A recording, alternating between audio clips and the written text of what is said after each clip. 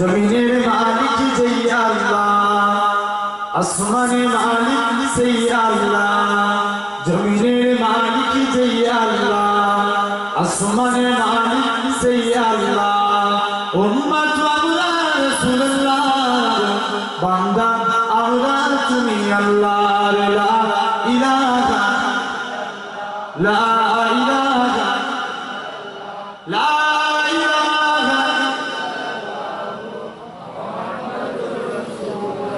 حسبي ربي جل الله ما في قلبي غير الله حسبي ربي جل الله ما في قلبي غير الله نور محمد صلى الله حق لا إله إلا الله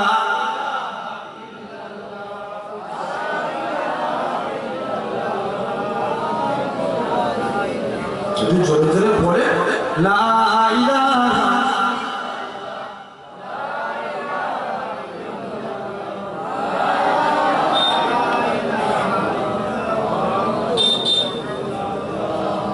قال الله تعالى في كلامه المجيد الفرقان الحميد وللذين كفروا بربهم عذاب جهنم وبئس المصير وقال رسول الله صلى الله عليه وسلم من أحب سنتي فقد أحبني ومن أحبني كان معي في الجنة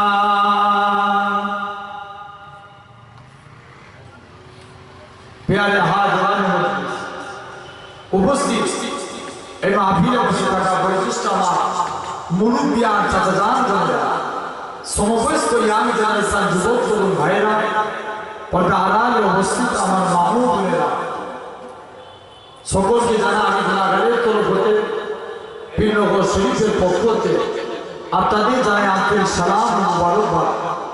খিদমতে আপনাদের এসেছি দোয়া নেওয়ার উদ্দেশ্যে আল্লাহ পাকের দ্বীন ইসলামের খিদমত আল্লাহ পাক রব্বুল আলামিন কবুল করে খুব বেশি দিন নয় 11টার মধ্যে শেষ হয়ে যাবে দোয়া করে। কারণ আজকে আপনাদের কাছে বড় বড় ভাইজানেরা তারা আলোচনা করে দিয়ে চলে গেছে, আমি তাদের কাছে কিছু কথা বলে তবে এসেছি একটুখানি জাস্ট দাওয়াত নিয়েছি, এসেছি আপনাদের কাছে একটু আলোচনা।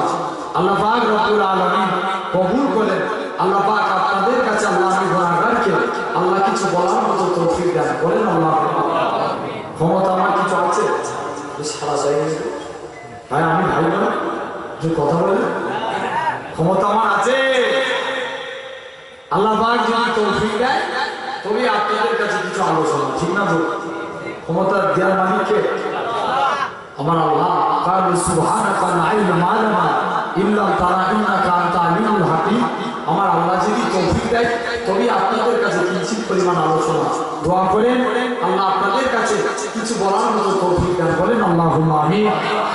আমার বাপ ভাইরা, যুবকেরা, তরুণেরা আল্লাহ পাক রব্বুল আলামিন কবুল করেন। এই জায়গায় বসিয়েছেন কে?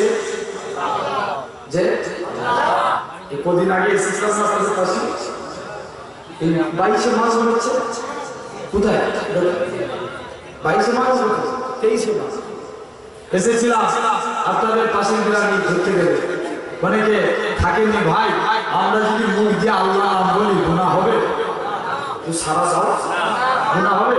গুনাহ হবে না। আল্লাহ বলছে বান্দা ভাজ তুমি আজ করেছো, তোরা যদি আমি আল্লাহ আমাকে আল্লাহ বলে জিকির করিস, আমি আল্লাহ বান্দা বান্দা করে জিকির করব। জোরে বলবেন না? একটু জোরে হবে না? আমার আল্লাহ পাক রব্বুল আলামিন আপনাকে আমাকে এই জায়গায় বসিয়েছেন, আল্লাহ পাকের নাম ধরে রাখবো। দুনিয়া আল্লাহ 99টা নামের মধ্যে সবথেকে বড় নাম হচ্ছে আল্লাহ। যখন বান্দা আল্লাহকে ডাকে আল্লাহ সে বান্দার উপরে রহমত নাজিল করে। জোরে বলবেন? আল্লাহ পাক রব্বুল আলামিন কবুল করে। তাহলে আজ আমরা সবাই মিলে যদি বলি সব হবে না? হবে না। বাঁচানোর মালিক কে? কথা বলেন আরো জোরে বলেন কে? বাঁচানোর মালিক আমার আল্লাহ।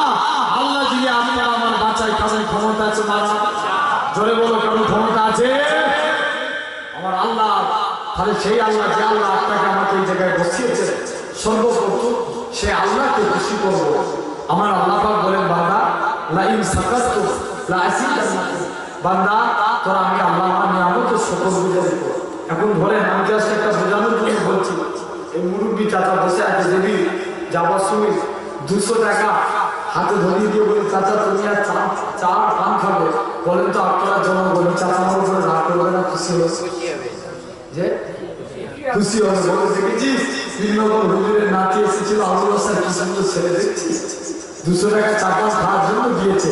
অনুরূপ ভাবে আমি আপনাদের বলছি, আল্লাহ জমিনে বাস করি, তাহলে আল্লাহ পাক আপনার আমার জন্য আসমানকে ছাদ করলেন, জমিনকে বিছানা করলেন, গাছপালা তরুলতা পশু পাখি সবই আপনার আমার জন্য বানালেন। আমরা সেই আল্লাহ শুকরগুজারি করব, আল্লাহ খুশি হয়ে যাবে, আল্লাহ রাজি হয়ে যাবে। বলেন সকলে আলহামদুলিল্লাহ। জোরে হবে না? আল্লাহ এতটুকুই চাই জীবনে, আল্লাহ শুকরগুজারি করে। ভাই জেনে রাখবেন, আল্লাহর গোলামি করে আমি আজকে আলোচনা করবো ইনশাআল্লাহ রাসূলুল্লাহকে নিয়ে। তবে আল্লাহর গোলামি করে আল্লাহ আপনাকে আমাকে কবুল করে নেবে। আমার বাপ ভাইরা, যুবকেরা, তরুণেরা যারা হয়েছিল, দেখেন আল্লাহ তাদের ইজ্জত মাকামকে আল্লাহ করে দিয়েছে। আল্লাহ গোলাম হয়ে যান, আল্লাহ আপনাকে আমাকে কবুল করে নেবে। আল্লাহর এক পয়গম্বর ছিল, জীবনে অহংকার করা যাবে? কথা বলা যাবে? অহংকার করা যাবে? কারণ যদি অহংকার আসে সব বরবাদ হয়ে যাবে, ঠিক না? সরাসরি আজকে মূল আলোচনার দিকে চলে আসছি। জীবনে জেনে রাখবেন, আল্লাহর গোলাম যদি হতে চান, মনে এতটুকু অহংকার রাখা যাবে না। যদি অহংকার থাকে আল্লাহ শেষ করে দেবে, ঠিক না? আল্লাহর এক বিরাট বড় পয়গম্বর ছিল, যার নাম ছিল হযরতে সুলাইমান আলাইহিস সালাম। কি নাম বলো? ওয়াজ বুঝার জিনিস না শোনার জিনিস? যদি জোরে বলো, বুঝার জিনিস, বুঝতে হবে। বুঝতে যদি পারি তবে লাভ, বুঝতে না পারলে সব বেকার। আল্লাহর এক পয়গম্বর ছিল, যার নাম ছিল সুলাইমান আলাইহিস সালাম। মনে মনে সুলাইমান আলাইহিস সালাম দাউদ আলাইহিস সালামের ছেলে, অর্থাৎ পয়গম্বর ঘরের ছেলে পয়গম্বর। জোরে বলুন না, আরেকটু জোরে হবে না? আল্লাহ সুলাইমান নবীকে পয়গম্বর ঘরের ছেলে পয়গম্বর বানিয়েছে, দাউদ আলাইহিস সালাম। বাপ ইন্তেকাল হয়ে গেছে, আল্লাহ সুলাইমান নবীকে তামাম গোটা দেশে দুনিয়ার আল্লাহ বাদশাহী দান করেছে। ভাই ওয়াজ বুঝার জিনিস, ইশারা মে কাফি হয়, কিছু জিনিস বুঝে নিতে হয়, ঠিক না? বলুন তো এখন সুলাইমান আলাইহিস সালাম রাজ সিংহাসনে বসে আছে। সিংহাসনে বসে সুলাইমান নবীর সব গেল, এই এলাকার মানুষেরা, আমার রাজা মন্ত্রীরা, আমি সুলাইমান আলাইহিস সালামকে বিয়ে করতে চাই। এখন রাজা যদি ঘোষণা দেয়, দেশে খবর হবে না? হবে না? কথা বলে খবর হবে না? অবশ্যই খবর হয়ে যাবে। আল্লাহ পয়গম্বর সুলাইমান আলাইহিস সালাম যে ঘোষণা দিলেন, আমি বিয়ে করতে চাই, এলাকায় খবর চলে গেল, দেশে গোটা দেশে খবর ছড়িয়ে গেল। সবাই বলে আল্লাহর পয়গম্বর সুলাইমান নবী নাকি বিয়ে করতে চায়। এরকম ভাবে যারা সাপ বলে তাদেরকে কি বলে? সাপুরে। যারা মাছ ধরে তাদেরকে জেলে। সাপুরে পাড়ায়, জেলে পাড়ায় খবর চলে গেল, আল্লাহর পয়গম্বর সুলাইমান আলাইহিস সালাম বিয়ে করতে চায়। সুলাইমান নবী বিয়ে করবে এমন সময়তে ঘোষণা এসে গেল, একটা খবর চলে এলো, আল্লাহর পয়গম্বর বিয়ে করবে। এক জেলে আর তার মাছ ধরে নিজের এলাকা দিয়ে হেঁটে হেঁটে যাচ্ছে, কানে একটা খবর এলো, আল্লাহর পয়গম্বর সুলাইমান নবী নাকি বিয়ে করতে চায়। মেয়ের মধ্যে 4টে গুণ থাকা চাই। নাম্বার ওয়ান মেয়েকে পর্দা নসিনা হওয়া লাগবে। নাম্বার 2 মেয়েকে দিনদার হওয়া লাগবে। নাম্বার 3 মেয়েকে আমানতদার হওয়া লাগবে। নাম্বার 4 মেয়ের মধ্যে সৌন্দর্য হওয়া লাগবে। জেলে মনে মনে করছে, আমার মেয়ে তো আল্লাহ 4টে গুণ দিয়েছে, আমি যদি নিয়ত করি তাহলে কি সুলাইমান নবীর সঙ্গে আমার মেয়ের বিয়ে হবে না? এই নিয়ত করলো। যেই নিয়ত করলেন, আর তার নিয়ত করে আল্লাহর পয়গম্বর ওই জেলে কি করলো, নিজের বাড়িতে চলে গেছে। এখন বাড়ির গার্জেনকে কথা বলতে জি স্ত্রী, তার স্ত্রীর কাছে আপনার পারমিশন দিতে হবে। যে স্ত্রীকে বলছে, স্ত্রী আল্লাহ এক পয়গম্বর সুলাইমান আলাইহিস সালাম সে বিয়ে করতে চায়, তুমি কি আমার মেয়ে তো দেখতে শুনতে ভালো, তুমি কি আমার মেয়েকে বিয়ে দিবে? স্ত্রী বলে আমারও তো শখ যায়, তবে কিন্তু সুলাইমান নবী কত বড় লোক, সুলাইমান নবীকে আমাদেরকে বিয়ে করবে, আমার মেয়েকে বিয়ে করতে চাইবে এমন শুনছে। মেয়ে খানা বলে ঠিক আছে আজকের দিনে যাই হোক আমি মেয়েকে জিজ্ঞেস করবো।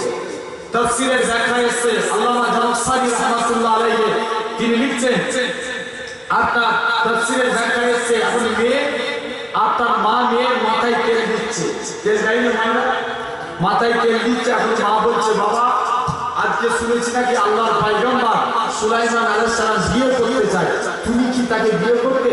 মেয়ে বলে মা দুনিয়ার স্বার্থে নয়, আল্লাহর জান্নাতের আশায় আল্লাহর পয়গম্বরকে বিয়ে করতে চায়।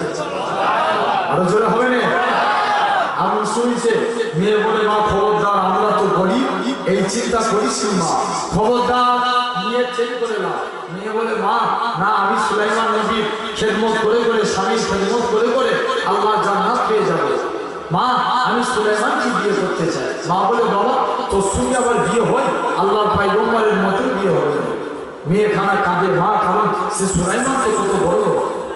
মুসলমান করে ছেলেমেয়েরা পাড়া তরুণেরা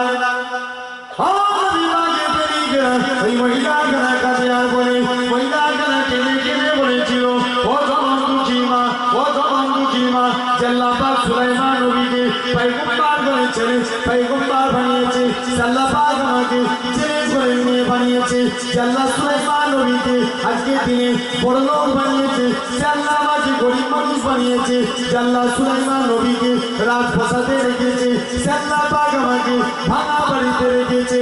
ও জবান দুঃখী মা, আমার আল্লাহ যদি রাজি হয়, আমার আল্লাহ যদি খুশি হয়, আমার আল্লাহ পাক সুলাইমান নবীর সঙ্গে আমার বিয়ে দিয়ে দিবে। আরো জোরে বলে মা আমার আল্লাহ যদি রাজি থাকে ঠিক বিয়ে হবে। এখন বলেন সর্বক্ষমতার মালিক কে? জোরে বলো আল্লাহ। আল্লাহ যদি রাজি থাকে হবে না? ইনশাআল্লাহ হবে। একবার দরুদ করে আল্লাহ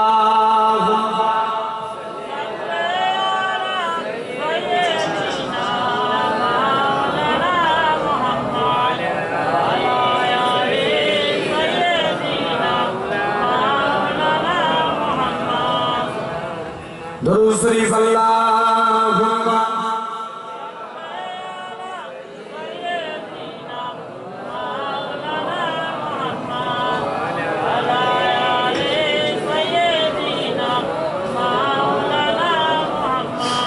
আমার বাপ ভাইরা যুবকেরা তরুণেরা আল্লাহ পাক রব্বুল আলামিন কবুল করেন। এখন বলেন তাহলে এই যে পয়গম্বর স্ত্রী মেয়েখানা নিয়ত করলো যে আল্লাহর পয়গম্বরকে আমি বিয়ে করতে চাই, সুলাইমান নবী এই যে বিয়ের ঘোষণা দিল, এরকম ভাবে 6 মাস কেটে গেল। 6 মাস কাটার পর আল্লাহর পয়গম্বর একদিন জিজ্ঞাসা করছে তার রাজা মন্ত্রীদেরকে তোমাদের খবর কি হলো? রাজা মন্ত্রীরা বলে হুজুর আপনি নিজে বিয়ে করবেন না, আমাদের আর একটা করে দিবেন। যে কেন রে? বলে না শুনেছি নাকি যে মেয়েটি বিয়ের প্রস্তাব দিই সবাই আপনাকে বিয়ে করতে চায়, সবাই আপনাকে বিয়ে করতে রাজি। হুজুর আপনি কবে বিয়ে করবেন, কাকে বিয়ে করবেন? তবে একটা জেলের মেয়ে সে চিঠিতে লিখেছে সে আপনাকে দুনিয়ার স্বার্থে নয় আল্লাহর জান্নাতের আশায় বিয়ে করতে চায়। আল্লাহর পয়গম্বর সুলাইমান আলাইহিস সালাম মনে মনে নিয়ত করলেন মেয়ে কথা বলেছে, ওই দেখি তো চিঠিটা দেখে। আর তার বলছে মেয়েটার সাহস তো কম নয়, এর সাহস তো কম নয়, সে একটা জেলের ঘরের মেয়ে হয়ে আমি সুলাইমানকে বিয়ে করতে চাই। এখানে কি করবো একটু সারা সুলাইমান নবী কি করলো এখানে? অবশ্যই একটু মনের মধ্যে অহংকার চলে এলো। কিন্তু নবীদের কি ভুল আছে? নবীদের ভুল আছে? এতটুকু নবীদের ভুল নাই। কেননা আল্লাহ নবীদের আল্লাহ পরীক্ষা করে থাকে। আর একটু জোরে হবে না? আল্লাহর পয়গম্বর সুলাইমান আলাইহিস সালাম এখন মনে মনে করছে মেয়েটার তো সাহস কম না। আল্লাহ পাক সঙ্গে সঙ্গে ওহী নাযিল করে দিলেন, সুলাইমান তোমার সব কথা ভালো লেগেছে কিন্তু আমি আল্লাহ তোমার এই কথাটাকে কবুল করলাম না। সুলাইমান তুমি চলে যাও। সুলাইমান নবীকে আল্লাহ একটা মুজিজা দিয়েছিলেন, যে মুজিজাটার নাম ছিল আংটি। ঠিক না বলুন? সুলাইমান নবীকে কি দিয়েছিল? আংটি। আংটি একটা মুজিজা দিয়েছিল, যাও এই আংটিটা যখন হাতে থাকবে দুনিয়ার মানুষ তোমার জন্য পাগল হয়ে যাবে। আর একটু জোরে হবে না? আল্লাহ পয়গম্বর সুলাইমান আলাইহিস সালাম আংটি পরলেন। আল্লাহ বলছে সুলাইমান তবে আংটি কিন্তু সব জায়গায় নিয়ে যাওয়া যাবে না, আংটি কিছু জায়গায় যখন তুমি ওয়াশরুমে যাবে টয়লেটে যাবে আংটি খুলে যেতে হবে, তারপরে তুমি আংটি করবে। আল্লাহ এরকম ভাবে সব নবীদেরকে এক একটা করে মজেজা দিয়েছিলেন। মুসা আলাইহিস সালামকে আল্লাহ মজেজা দিয়েছিলেন, আটটা লাঠি জমিনে ফেলে দিলে হতো কি সাপ, জমিনে ফেলে দিলে সাপ হয়ে যেত, হাতে তুলে নিলে আবার লাঠি হয়ে যেত। আল্লাহ এরকম ভাবে ঈসা নবীকে মজেজা দিয়েছিলেন, ঈসা নবী কবরের ধারে গেলে কুল বেইজনিল্লাহ বললে কবরবাসী জিন্দা হয়ে যেত। আরেকটু জোরে হবে না? এরকম ভাবে সব নবীকে আল্লাহ মজেজা দিয়েছে, তবে আমার নবীকে আল্লাহ মজেজা দেয়নি মনে হচ্ছে? জি, আল্লাহ আমার নবীকে শত শত মজেজা দিয়েছে। মুসলমান করে ছেলেমেয়েরা পাড়া তরুণেরা আল্লাহ নবী যখন রাস্তা দিয়ে হেঁটে হেঁটে যেত ওই রাস্তার মধ্যে আল্লাহ পাক খুশবু জারি করে দিত, এটা ছিল আমার নবীর মজেজা। আল্লাহ নবী যখন টয়লেটের মধ্যে চলে যেত খ্রিস্টানখানা থেকে খুশবু বাইর হতো, এটা ছিল আমার নবীর মজেজা। আল্লাহ নবী শরীর থেকে যখন ঘাম নির্গত হতো শরীর থেকে মুসকে আম্বরের মতো খুশবু জারি হতো, এটা ছিল আমার নবীর মজেজা। আল্লাহ নবী যখন আমার এরকম ভাবে রাস্তা দিয়ে হেঁটে যেতেন হরিণী সালাম দিত, হরিণী যে কথা বলতো, এটা ছিল আমার নবীর মজেজা। আল্লাহ নবী যখন আগুনকে ইশারা করতেন চার জীবন্বিত হয়ে যেত, এটা ছিল আমার নবীর মজেজা। আবু জেহেল হাতে করে পাথর নিয়ে চলে এসতো, ওই পাথর নবীর উপরে কলেমা পড়তো, এটা ছিল আমার আত্মার, এগুলো সবই হলো আমার আত্মার নূর নবীর মজেজা। আরো জোরে বলে আল্লাহ আমার নবীকে আল্লাহ এরকম কোটি কোটি মজেজা দিয়েছে, জোরে বলবেন না? তো সুলাইমান আলাইহিস সালামকে আল্লাহ মজেজা দিয়েছিলেন সুলাইমান নবীর আংটি, জোরে বলবেন না? আংটি খুলবে তবে কোথায় যাবে? ওয়াজ শুনছে কোথায় যেতে হবে? আংটি খুলে বাথরুমে, ইয়েস বাথরুমে যাবে। আংটি যদি পড়ে যাও কোনো কাজ হবে না। সুলাইমান নবী তার প্রিয় আজিজ ছিল আর তার উজির বা গৃহরক্ষী যাকে বলা হয়, যার নাম ছিল আসিফ বিন বারকিয়া। আসিফকে বলল, আসিফ তুমি সিংহাসনের পাশে দাঁড়াও, আমি একটু যাই অমুক জায়গায় গিয়ে আমি আজকের দিনে একটু দেখতে চাই, অমুক জায়গায় একবার যাই, ওই জায়গায় আমি একটু টয়লেটে যাবো, তুমি তবে চোখ সামনের দিকে করে রাখবে, খবরদার চোখ তুমি ঘুরাবে না। আসিফ বিন বারকিয়া তাই রাজি হয়ে গেল। আসিফ বিন বারকিয়া সামনের দিকে তাকালে সুলাইমান আলাইহিস সালাম বাথরুমে গেল। এখন এক জেল শয়তান যার নাম তাফসীরে ব্যাখ্যা এসেছে সখরা, কি নাম বললাম? সখরা। সখরা আপনার গিয়ে সুলাইমান নবীর হুবহু সুলাইমান নবীর সুরাত ধরে যে সিংহাসনে বসে আছে, সিংহাসনে বসেছে আমল শুনেছে, সখরা গিয়ে কি করলো? সুলাইমান আলাইহিস সালামের সিংহাসনে বসে আছে, আপনার সিংহাসনে বসে বলছে, হে আমার দেশে একটা নকল সুলাইমান বেরিয়েছে, যদি কেউ দেখতে পাস একটু ভরে ঘাটারে দিয়ে দিবি। আসল কোথায়? ভিতরে বলো টয়লেটে। আর সিংহাসন, সিংহাসনে দেশের ক্ষমতায় বসেছে কে? জোরে বলো শয়তান। শয়তান জিন ক্ষমতায় বসে গেছে, খালি দেশ চালাচ্ছে কে? আরো জোরে বলে আজকে বলে এমন শুনছে আপনার দেখে আপনার আসিফ বিন বারকিয়া সামনের দিকে আছে, অনেকক্ষণ পর আল্লাহর পয়গম্বর সুলাইমান আলাইহিস সালাম টয়লেট থেকে বার হয়েছে। টয়লেট থেকে বার হওয়ার পর আপনার কি বলে টয়লেট থেকে বার হয়ে এসেছে, এখন নকল সুলাইমান থেকে বলছে, এই তো আমি বলেছিলাম না আমার মতো নকল বেরিয়েছে, ধর ধর। সুলাইমান বলছে, না রে আমি দাউদ আলাইহিস সালামের ছেলে সুলাইমান। বলে না, সুলাইমান নবীকে ধরে এত বাড়া মেরেছে, কিতাবে এসেছে সুলাইমান নবীর গোটা শরীরে রক্ত বেরিয়ে গেছে, রক্ত বার হয়ে আল্লাহর পয়গম্বরকে বেহুশ হয়ে গেছে, আল্লাহর পয়গম্বরকে নদীর ধারে ফেলে দিয়ে চলে গেছে, নদীর ধারে ফেলে দিয়ে চলে গেছে। আল্লাহর পয়গম্বর সুলাইমান আলাইহিস সালাম চুপ করে বসে আছে। এখন যে জেলের কথা বলছিলাম মনে আছে তো, যে এখন জেলে আপনার নদীর ধারে জেলে কি করে মাছ ধরে, নদীর ধার দিয়ে জেলে হেঁটে হেঁটে যায়, যে দেখে এক যুবক নদীর ধারে ধরে আছে। মুসলমানের ছেলেরা পাড়া তরুণেরা বিভাগের প্রেমিকেরা এমন সুন্দর পায় জেলের অন্তরে মায়া দিয়ে দিল। নাকি একটা যুবক নদীর ধারে পড়ে আছে। আল্লাহ পয়গম্বর হযরত সুলাইমান আলাইহিস সালাম বেকুফাই নদীর ধারে পড়ে আছে। ছেলেখানে কি করলো, নদী থেকে একটু পানি তুলে নিয়ে আল্লাহর পয়গম্বরের মাথায় দিলেন। যে মাথায় দিয়ে দিলেন, সঙ্গে সঙ্গে আমার আল্লাহ পয়গম্বরের হুঁশকে ফিরিয়ে দিলেন। আরো জোরে বলা লাগবে।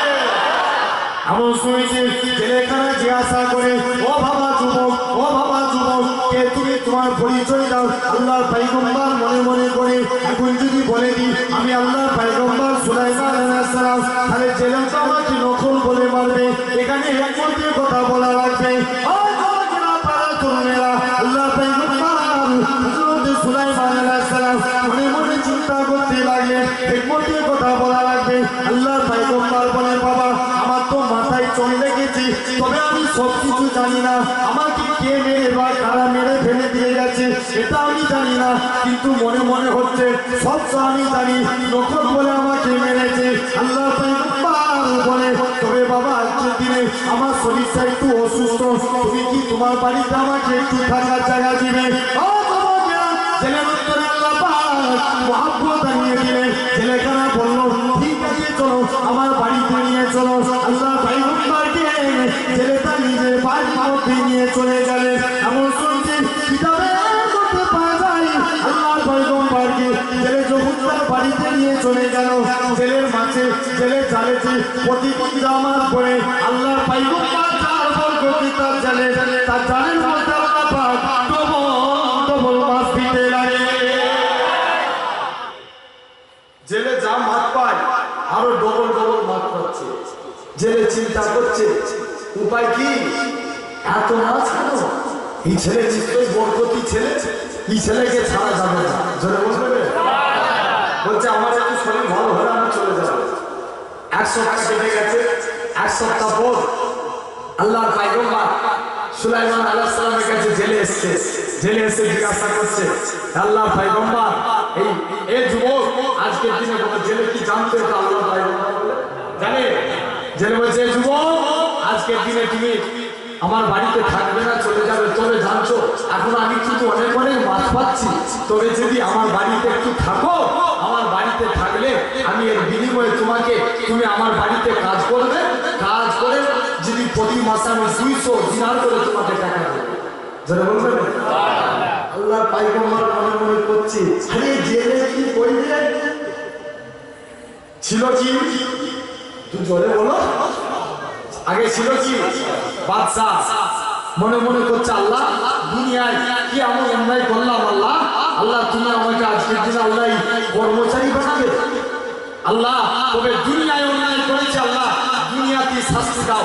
আল্লাহ আমি যেন কবরে আখিরাত আমার জন্য ভালোই হয়ে যায়। জোরে বলে আল্লাহর পয়গম্বর বলে, সুলাইমান নবী বলে, আল্লাহ তুমি যাতে রাজি, আমি সুলাইমান আলাইহিস সালামের সাথে রাজি।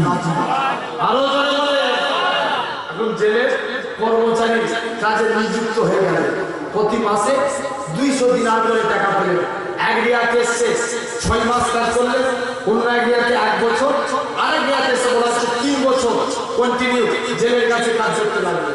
কাজ করার পর 6 মাস পর জেলের অন্তরে এই যুবকের প্রতি মায়া চলে আসবে। জোরে বলবেন, আরেকটু জোরে হবে না?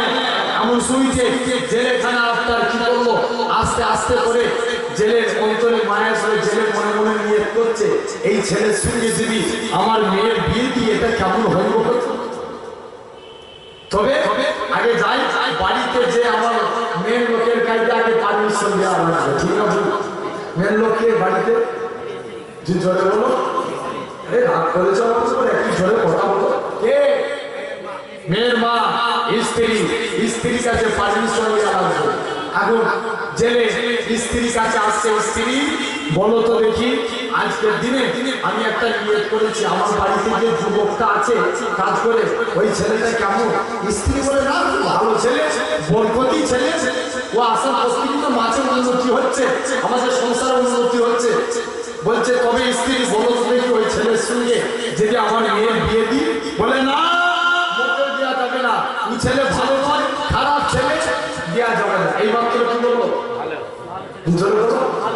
ভালো, আবার এখন কি বলছে খারাপ। বলছে সে কর্মচারী আমাদের বাড়িতে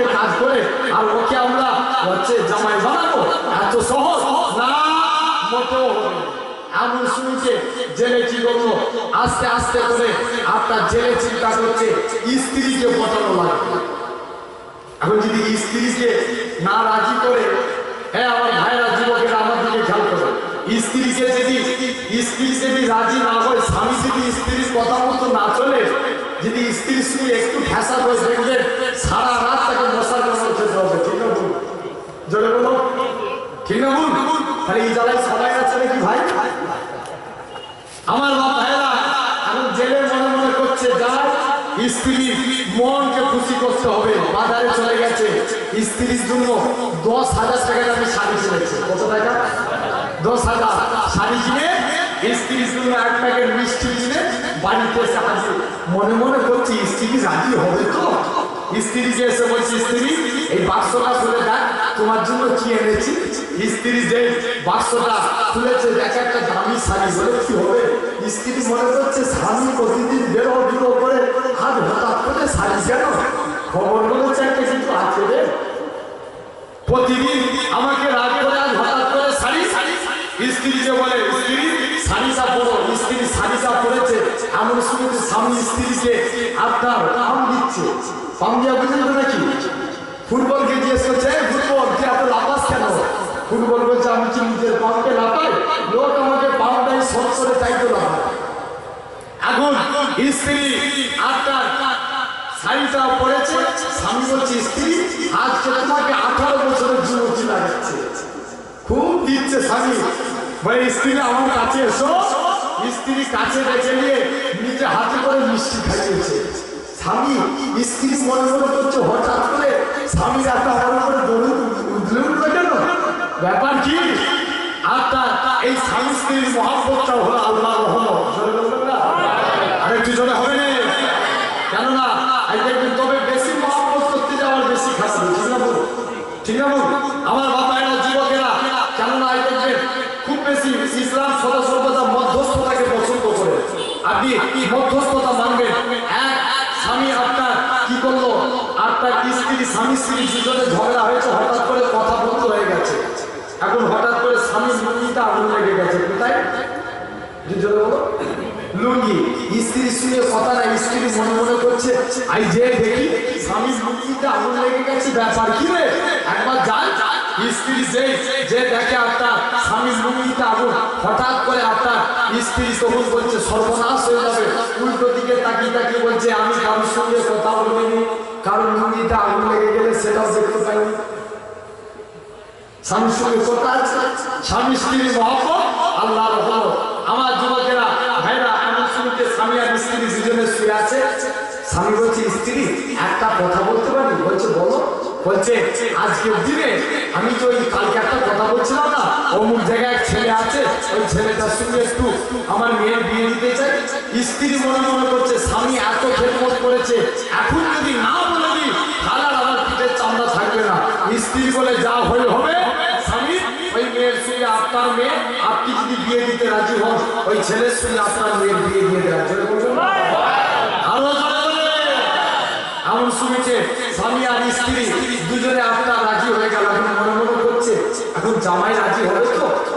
এখন যায় আল্লাহর পয়গম্বরের কাছে গেছে। পয়গম্বরের কাছে যে বলছে তুমি তোমার আমার বাড়িতে কজন আছে তুমি জানো? বলে আপনার বাড়িতে দুজন। বলে কে কে? বলে আপনি আমি আর আমাকে দিয়ে 3 জন, আর আপনার স্ত্রী 3 জন। বলে না আমার একটা প্রাপ্তবয়স্ক মহিলা, আপনার 42 বয়স্ক মহিলা আছে, এই মহিলাকে কি তুমি বিয়ে করতে চাও? আল্লাহর পয়গম্বর দেখছে এখন যদি আমি দেশে ফিরে যাই আবার সবাই নকল বলে আমাকে মারধর করবে, তাই এখানে আমি রাজি হয়ে যাই, আজকের দিনে আমি বিয়েতে রাজি। আরো জোরে বলে আল্লাহর পয়গম্বরের সঙ্গে জেলের মেয়ের বিয়ে হয়ে গেল। এখন বাস্যদাস হবে পরের দিন। কবে? পরের দিন বাস্যদাস হবে। আল্লাহ পয়গম্বর মনে মনে চিন্তা করছে পরের দিন বাস্যদাস হবে। শ্বশুর আর জামাই দুজনে নদীতে মাছ ধরতে গেছে। কোথায় কোথায় মাছ ধরতে গেছে? নদীতে। এতক্ষণ এখন শ্বশুর জামাইয়ের কোথায় ছিলাম, এখন একটু যাই দেশের খবরে যায় নাকি? জি এখন দেশ চালাচ্ছে কে? কথা বলেন জি, একটু জোরে বলো। আরে ভাই ভয় করে কাউকে দেশ চালাচ্ছে কে? শয়তান। আপনার শয়তান দেশ চালাচ্ছে। দেখে আজকে আপনার যদি জিজ্ঞেস করা হয় এই পেট্রোলের দাম এত বেড়ে যাচ্ছে কেন, আজ 2 টাকা করে হয়ে যাচ্ছে, বলবে এই প্রতিবাদ করছে, ধর জেলে ঢুকা, ঠিক আছে কথা বলে না। আরো জনে বলো ঠিক আছে। আমার বাপ ভাইরা হক যে কথা বলতে চায় অমনি আর তার গলাকে বন্ধ করতে চায়, ঠিক না ভুল? আমার বাপ ভাইরা, যুবকেরা, তরুণেরা এমন সময় 80 দিন বর্ষা মনে মনে করছে দেখি আজকে দেশকে চালাচ্ছে, এতবার মাথা গরম হয়ে যাচ্ছে, সব কর্মচারীদের উপর রেগে যাচ্ছে, দেশকে চালায়, আমার চাকরি থাক বা নাই থাক, আজ একবার আমি ঘুরে দেখবো কে সিংহাসনে বসে আছে। 80 দিন পরীক্ষা তাকিয়েছিল দিকে, সামনের দিকে, সামনের দিকে তাকিয়ে আছে, একবার পিছনের দিকে তাকিয়েছে, যে দেখে আপনার সিংহাসনে বসে আছে শয়তান। বলে শয়তানকে ধর ধর, শয়তানকে ধরেছে, শয়তান আর থাকবে আর চাঁদ মারবে ধরে না, শয়তানকে ধরেছে, শয়তান বলছে আর থাকা যাবে না, পালাই পালাই। এবার উড়ে গেছে, জেনেরা দেখবেন হাওয়ার সঙ্গে মিশে যায়, সিংহাসন কার সঙ্গে মিশে? হাওয়ার সঙ্গে, যে হাওয়ার সঙ্গে আপনার মিশে যাবে। এখন হাতে ছিল আংটি, মনে আছে তো? আংটি যে পড়বে গোটা দুনিয়া তার গোলাম বেড়ে যাবে। হাতে ছিল আংটি, মনে মনে করছে এখন আংটি তো আমার